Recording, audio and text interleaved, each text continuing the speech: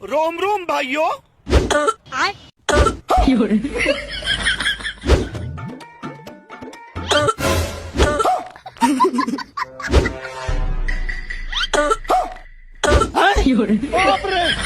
Breaking news, लगातार खांसी वाले चोर का आतंक बढ़ रहा है। कहा जाता है ये चोर हवा की तरह आता है, सामान चोरी करके ले जाता है। क्या पता जिस टीवी में आप न्यूज देख रहे हैं वो टीवी गायब करके ले जाए, तो आप लोग भी हो जाए साउथ।